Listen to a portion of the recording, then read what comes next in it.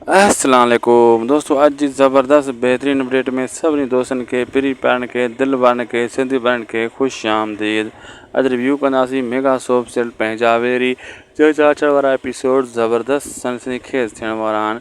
छो त अचण वारे एपिसोडनि में सुठा सुठा बेहतरीन सीन तव्हांखे ॾिसण वटां मिलंदा, जंहिंमें सभ खां पहिरियों दोस्तों जेको आहे चाकर खान दावत खाइण वेंदो जॾहिं अकबर खान जी ख़ुशी में, तॾहिं तव्हां उते अकबर खान हिननि खे ॾींहं जा तारा ॾेखारींदो कोमल ऐं चाकर खान खे, ऐं पंहिंजो प्लान पंहिंजो हिसाब किताब बराबरि कंदो, इन्हनि खे सिधो करे छॾींदो।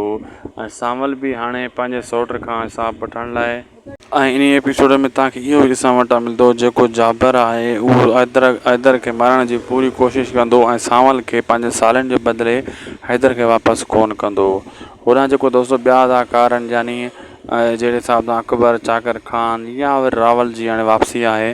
बिल्कुलु दोस्तों, हाणे जीअं ई चाकर खान खे क़ैद कयो वेंदो या गुम कयो वेंदो त वरी रावल वापसि ईंदो, उन खे उनजो सौट वठी ईंदो जेको दिलावर खान आहे, ऐं चाकर खान जा हाल बि रावल खे ॿुधाईंदो त हू अकबर खान वटि क़ैद थियो आहे।